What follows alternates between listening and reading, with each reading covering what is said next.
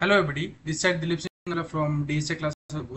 आज जिस particular part की बात करेंगे, पार्ट नंबर सेकंड, क्लास 10 का चैप्टर नंबर सेकंड है, जो आपका इकोनॉमिक्स का जो पार्ट है। कुछ 3 to 4 छोटे छोटे चैप्टर से ज़्यादा कोई बड़ा सिलेबस भी नहीं रहता है 10 में। बहुत ही छोटी छोटी कंसेप्ट हैं जो आपको पता होना चाहिए। तो पार्ट नंबर सेकंड आज करते हैं, और आज ही की वीडियो में आपका पूरा जो होल चैप्टर है वो कंप्लीट हो जाएगा। एक इससे पहले एक पार्ट और आया था जिसके अंदर अपने सेक्टर्स के बारे में बात की थी कि प्राइमरी सेक्टर्स क्या होता है, सेकेंडरी, टर्शरी और सर्विस सेक्टर क्या होता है, क्या वो तीनों इंटर रिलेटेड होते हैं या नहीं होते। तो बच्चों, आप एक बार एक काम करना कि वो एक बार फर्स्ट वीडियो अच्छे से देख कर आना। देन आफ्टर ये वीडियो देखोगे, डेफिनेटली डैम श्योर हूँ मैं कि आपको अच्छे से समझ में आएगी। अगर आप वो वीडियो नहीं देखोगे तो कहीं ना कहीं कुछ कंसेप्ट आपके छूट जाएंगे, तो आपको समझ में नहीं आएंगे। तो इससे बेटर है कि 10 से 15 मिनट का ही टॉपिक है, वो अच्छे से क्लियर कर लेना आप। और आपको किसी भी तरह का दिक्कत आती है या फिर कुछ डाउट आता है रिगार्डिंग द नोट्स या फिर किसी भी तरह का, तो जो आपको डिस्क्रिप्शन में जो नंबर है, जो गजा सर के जो नंबर है, या फिर जो हमारा टेक्निकल टीम जो गजा सर संभाल, वहाँ से आप कनेक्ट हो सकते हो। और 10 की भी बहुत ही अच्छी सी वीडियो आपके सामने गजा सर आपको दे रहे हैं। ठीक है। तो आप कमेंट करके ज़रूर बताया करो कि जो डीएसए की तरफ से, डीएसए क्लास उदयपुर की तरफ से जो आपको सपोर्ट मिल रहा है, उससे आप कितने खुश हो, या फिर और कुछ चीज़ें की और इम्प्रूवमेंट की रिक्वायरमेंट है या नहीं, क्योंकि ये आपका ही चैनल है और इसको ग्रोथ भी आपको ही करनी है। चलेगा, विदाउट एनी टाइम को वेस्ट हम वीडियो स्टार्ट। तो बच्चों बात करते हैं सर, जीडीपी के फुल फॉर्म क्या होता है, जीडीपी का मतलब क्या होता है। तो बच्चों बात करते हैं, जीडीपी का मतलब होता है ग्रोस डोमेस्टिक प्रोडक्ट। क्या मतलब होता है? Gross domestic product. कोई भी एमसीक्यू में आ जाए या फिर कोई फिलिप्स में कभी भी कोई भी पूछ ले कि बच्चों बताओ जीडीपी क्या होती है, तो क्या बताना है आपको कि जीडीपी होती है सर ग्रोस डोमेस्टिक प्रोडक्ट। ध्यान रखना, जैसे कि जो अपने बात की थी कि जो रॉ मटेरियल्स कन्वर्ट होते हैं किसके अंदर, फिनिश गुड्स के अंदर।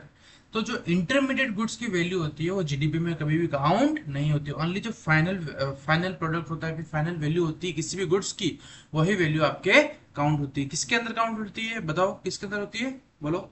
तो वो काउंट होती है आपके जीडीपी के अंदर। किसके अंदर? जीडीपी के अंदर। The value of the final goods and services produce in the each sector during a particular year, the sum of the production of all the three sector, it will be given you the GDP of the country। ठीक है।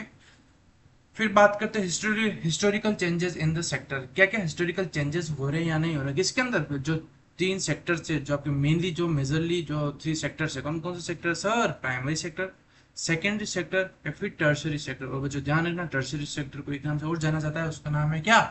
वो है service sector. Primary sector में आज के time पर आपके पास में क्या आ गई सर?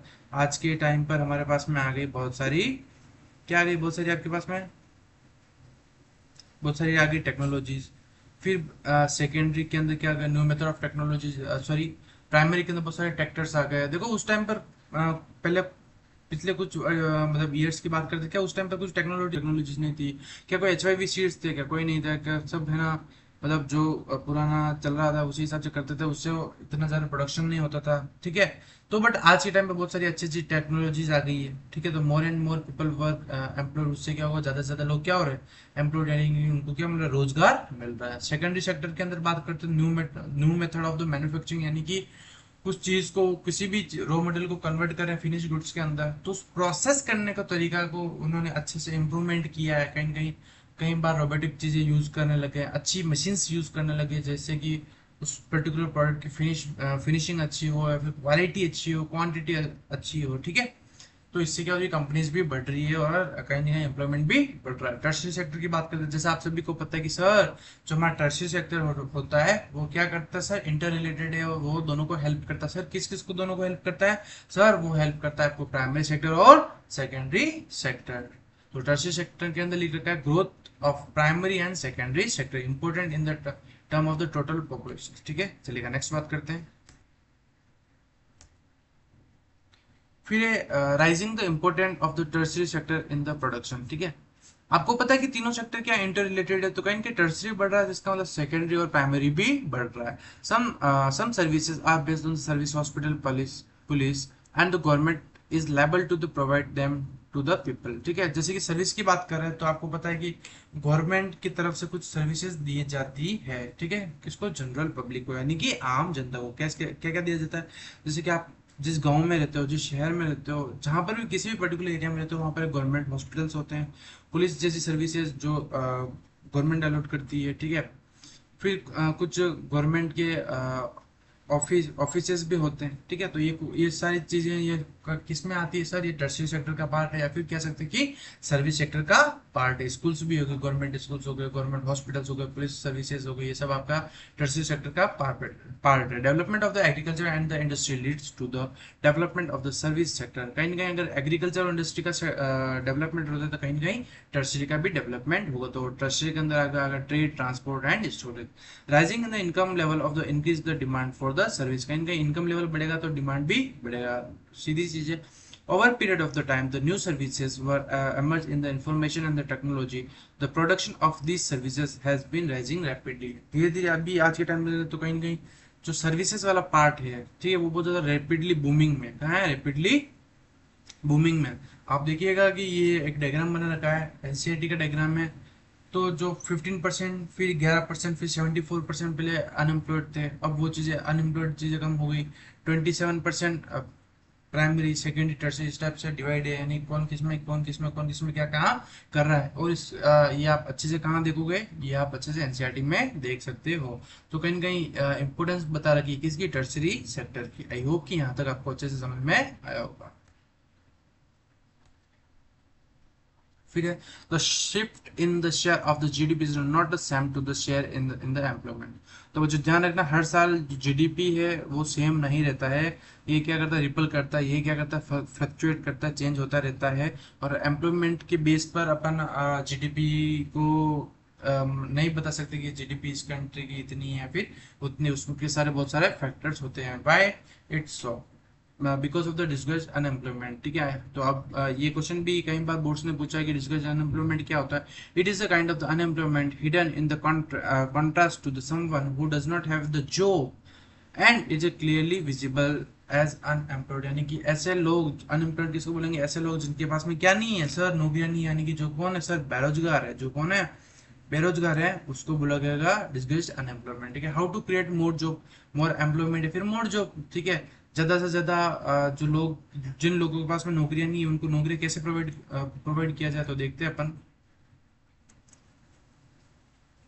ठीक है, चलेगा। तो इरिगेशन फैसिलिटी, जैसे प्राइमरी सेक्टर में कहेंगे इरिगेशन फैसिलिटी आप प्रोवाइड करवाओगे, एचओवी सीड्स यूज करवाओगे, तो डेफिनेटली डेम श्योर है प्रोडक्शन ज्यादा होगा। प्रोडक्शन ज्यादा कब होगा, मतलब जब फसल ज्यादा होगी कि लोग ज्यादा वहां पर काम करेंगे, अपने आप सेल्फ मोटिवेटेड होंगे तो अपने आप काम करेंगे। तो more crop during the dry season, यानी कि मान लीजिएगा कि जब क्रॉप उग रही, उसके अलावा जो रिमेनिंग सीजन होता है उसमें भी लोगों के लिए काम मिलेगा, ठीक है। फिर ट्रांसपोर्टेशन फैसिलिटीज में कहेंगे आपको करवाना चाहिए, ठीक है। जॉब जॉब जॉब प्रोडक्शन, जैसे कि स्मॉल स्केल इंडस्ट्रीज, जो कई बार गवर्नमेंट भी प्रमोट करती है कि जो छोटे छोटे कुछ पर्टिकुलर प्रोडक्ट्स होते हैं, उसमें क्या होता है कि वो कोई बड़ी कंपनी उस प्रोडक्ट को नहीं बना सकती। फूड, कुछ छोटे छोटे आपके स्मॉल स्केल्स इंडस्ट्रीज होते हैं, उन प्रोडक्ट को रेस्ट्रिक्शंस कर रखा है कि ये कुछ छोटे छोटे सामान है जो छोटी कंपनी बनाएगी, स्मॉल स्केल इंडस्ट्रीज। जैसे कि आपके सोप्स हो गए, साबुन हो गए, अरे साबुन है ना, यू नो ना साबुन, हाँ, साबुन हो गया। फिर और कुछ बहुत सारे शैम्पूज हो गए, ये सब जो यूज करते हैं अपन, ठीक है, हेयर्स में ऑयल्स हो गए। तो ये सब एसएससी के अंदर, एसएससी इंडस्ट्रीज का ही पार्ट है, स्मॉल स्केल इंडस्ट्री। तो यहाँ से भी क्या होगा कि न्यू सेक्टर का डेवलपमेंट होगा। तो न्यू सेक्टर का डेवलपमेंट होगा तो कहीं ना कहीं क्या होगा, लोग जो बेरोजगार है उनको क्या मिलेगा, रोजगार। यानी कि जो अनएम्प्लॉयड है उनको क्या मिलेगी, नौकरियां मिलेगी, और वो क्या हो जाएंगे सर, एम्प्लॉयड हो जाएंगे, चलेगा। फिर नरेगा कब आया था, तो ध्यान रखना, यहाँ से भी क्वेश्चन आता है कि 2005 में आया था। कब आया था सर, 2005 में आया था। कब आया था, 2005 में। कब आया था, 2005 में। कब आया था, 2005 में आया था। Mahatma Gandhi national rural employment guarantee act, ठीक है। इसके अंदर क्या, कितने डिस्ट्रिक्ट को ये एम्प्लॉयड कर रहे थे, तो 625। कितना, 625। इसका मेन मोटिव ये था कि 100 दिन तक, कितने, 100 दिन तक जो लोग 100 दिन तक उनको क्या ना, रोजगार यानी कि एम्प्लॉयड प्रोवाइड करना, ठीक है, पे करते थे। तो कब ये कुछ डेटा है जो आपको अच्छे से याद करना पड़ेगा। फिर नेक्स्ट बहुत ही इंपॉर्टेंट टॉपिक है, वो है organise sector and unorganise sector. Organise sector क्या होता है, अनऑर्गेनाइज सेक्टर क्या होता है। यहाँ से पिछली बार भी आपके 10th बोर्ड्स में यहाँ से क्वेश्चन आया था, तो इसको आप अच्छे से कर जाना, ठीक है। तो बात करते हैं organise sector under under the supervision of the government, ठीक है। तो ऑर्गेनाइज सेक्टर की बात करते हैं, तो ऑर्गेनाइज सेक्टर के अंदर क्या होता है कि जो भी रूल्स रेगुलेशन बनते हैं वो किसके अंडर में बनते हैं सर, वो बनते हैं आपके गवर्नमेंट के अकॉर्डिंग बनते हैं, यानी कि प्रॉपर वे में बात करते हैं, ठीक है। फिर उसके अंदर प्रॉपर रूल्स रेगुलेशंस होते हैं, सब चीजें प्रॉपर होती है, ठीक है। जो लोगों को जो वहाँ पर वर्कर्स है, जो वहाँ पर काम कर रहे हैं, उनको भी क्या किया जाता है, उनको भी सर आपको प्रॉपर फैसिलिटीज प्रोवाइड की जाती है, कुछ एडिशनल सर्विसेज भी उनको दी जाती है, ठीक है। उनको भी एडिशनल सर्विसेज दी जाती है, ठीक है। फिक्स्ड वर्किंग आवर्स भी रहता है कि इतने घंटे ही आपको काम करने हैं, अगर आप एक्स्ट्रा काम करोगे तो एक्स्ट्रा पे स्केल दिया जाता है, जिसको अपन इन जनरली इन लैंग्वेज में बोला जाता है क्या सर, इन लैंग्वेज में बोला जाता है कि ओवर टाइम जिसको बोलते हैं। आपकी फैमिली में पेरेंटल कोई होगा तो वो अगर ओवर टाइम करते होंगे तो उनको एक्स्ट्रा पैसा भी, एक्स्ट्रा पे लीव्स भी दी जाती है, और कुछ अदर फैसिलिटीज भी दी जाती है। हॉस्पिटल, हाउसिंग या फिर मेडिकल जैसी कुछ जो फैसिलिटीज होती है वो किस सेक्टर में दी जाती है सर, वो दी जाती है आपके ऑर्गेनाइज सेक्टर में। अनऑर्गेनाइज सेक्टर में ऐसा कुछ नहीं होता है, कोई गवर्नमेंट का रोल नहीं होता है, ठीक है। प्राइवेट जॉब्स होती है, कोई जॉब की सिक्योरिटी नहीं रहती है उसके अंदर। फिर कोई रूल्स रेगुलेशन कभी लगते हैं कभी नहीं लगते हैं, ठीक है। ओवर टाइम के लिए भी कोई एक्स्ट्रा पेमेंट नहीं दिया जाता है, ज़्यादा काम करवाते हैं, कोई अदर फैसिलिटीज भी नहीं दी जाती है। तो कुछ 6 to 7 पॉइंट लिख रखे हैं मोस्टली मेन में, जो मैंने आपको बोल दिया है, एक्सप्लेन कर लिया है। आपका ये काम है कि इन पॉइंट्स को अच्छे से पढ़ लोगे तो डेफिनेटली आप ये चीज समझ लोगे। नेक्स्ट बात करते हैं बच्चों, how to protect the workers in unorganise sector, यानी कि जो अनऑर्गेनाइज सेक्टर है वहां पर जो लोग काम कर रहे हैं, जो वर्कर्स काम कर रहे हैं, उनको हम कैसे प्रोटेक्ट कर सकते हैं, कैसे उनको मोटिवेटेड कर सकते हैं, ठीक है। तो अब यहाँ पर बात करते हैं कि जो ऐसी कंपनी जो अनऑर्गेनाइज सेक्टर है कहाँ पर है, रूरल एरियाज और अर्बन एरियाज, यानी कि गांव में है वो एरिया, और जो शहर शहर में जो एरिया है, शहर में जहाँ पर कंपनीज है, कौन सी कंपनीज अनऑर्गेनाइज सेक्टर है वहां पर कैसे कैसे कर सकते हैं। तो landless labours, small small and marginal farmers, shopkeepers, timely delivered the seed by the government, providing agriculture input, cheap credit, storage facility and the marketing outlets, यानी कहीं ना कहीं उनको कुछ वीड्स प्रोवाइड कर देंगे, सीड्स प्रोवाइड कर देंगे, तो कहीं ना कहीं वो भी काम करेंगे अपने एग्रीकल्चर सेक्टर्स के रिगार्डिंग, ठीक है, जो रूरल एरियाज में है वो। अर्बन एरियाज की बात करते हैं, small scale industries workers, casual workers in construction, ठीक है। फिर स्ट्रीट वेंडर्स, रेग पिकर्स, ठीक है, इनको क्या करना है, एक टारगेट प्रोटेक्शन होना चाहिए, इसमें स्पेशल गवर्नमेंट की कुछ स्कीम्स अप्रूव्ड होनी चाहिए, जिससे वजह कहीं कहीं उनका भी प्रमोट होगा, वो भी सेल्फ मतलब सेल्फ मोटिवेटेड हो जाएंगे। फिर public sector and private sector क्या होता है, पब्लिक सेक्टर एक ऐसा सेक्टर होता है जहाँ पर रूलिंग बॉडी होती है, जो गवर्न करता है वो गवर्नमेंट करती है, और प्राइवेट सेक्टर सर ऐसा होता है जो एक पर्टिकुलर इंडिविजुअल जो मैन होता है या फिर वो उसको कंट्रोल करता है, ठीक है। इंडिविजुअल भी हो सकता है, फिर कोई भी पर्टिकुलर ग्रुप भी हो सकता है, उसको बोला जाता है प्राइवेट सेक्टर, ठीक है। फिर why government need to spend, ठीक है, तो ये बहुत ही इंपॉर्टेंट है। देखो बच्चों ध्यान रखना, इस नोट्स में वही चीजें लिखी हुई है, वही नोट्स बनाए हुए हैं, फ्रेम्ड की हैं, जो कहेंगे आपको बोर्ड से रिगार्डिंग आपको हेल्प मिलेगी, ठीक है। जो चीज इरिलेवेंट है वो हमने नहीं बता रखा, ठीक है, क्योंकि जो ये जो सीरीज चल रही है वो उन्हीं बच्चों के लिए जो कहीं कहीं गांव में बेटा जो कोचिंग अफोर्ड नहीं कर पाता है, कर सकता है, ठीक है, कुछ टाइम के लिए उसको फोन मिला हुआ है।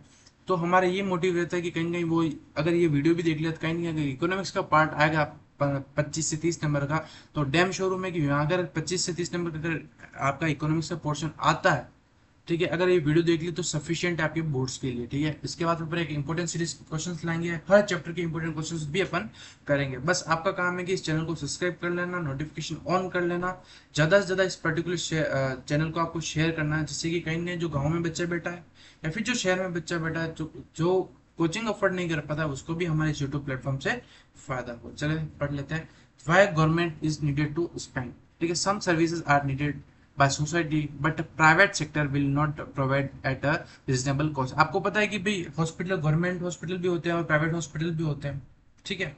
तो सरकारी हॉस्पिटल में क्या होती है कि जो सर्विसेज होती है वो चिपर रहती है, फ्री ऑफ कॉस्ट रहती है, बट प्राइवेट में थोड़ी एक्सपेंसिव रहती है, महंगी रहती है। तो गवर्नमेंट एक्सपेंस क्यों करती है, बिकॉज की जो नॉर्मल पीपल है या फिर मिडिल क्लास फैमिलीज है या फिर लोअर फैमिलीज है, वो कहीं कहीं अफोर्ड नहीं कर पाती। क्या नहीं अफोर्ड कर पाती सर, जो हाईली स्कूल्स हैं, यानी ठीक है, या फिर प्राइवेट स्कूल्स है, महंगी कोचिंग्स हैं, आपकी महंगे हॉस्पिटल्स हैं, प्राइवेट हॉस्पिटल्स हैं, उनकी पैसे वो पे नहीं कर पाता। डेट्स वाई गवर्नमेंट स्पेंड करती है। Government is the required to support some services, example selling electricity at the cost of the generation, फिर पीडीएस सिस्टम्स। ठीक है, ये कुछ पॉइंट्स है जो आपको पढ़ना है। Some activities are the primary responsibility of the government, government must spend on this. ठीक है, हेल्थ एजुकेशन, ये कुछ गवर्नमेंट की भी रेस्पॉन्सिबिलिटी बनती है कि जो आम जनता है उसके लिए भी वो कुछ किया जाए। तो ये आपको डीएसए क्लास उदयपुर नीचे दिख रहा है, YouTube Dilip Singh Asoliya, contact number भी दे रखे गजरा सर के। ठीक है, तो आपको कुछ भी डाउट हो तो आप हमसे पूछ सकते हो। ठीक है, thank you and have a nice day team DSA. और यहाँ पर आपका चैप्टर नंबर 2 होता है और नेक्स्ट अपन चैप्टर मनी बात करेंगे, डेवलपमेंट की बात करेंगे, और यहाँ पर अपन खत्म करेंगे अपना इकोनॉमिक्स का पार्ट। जय माता दी।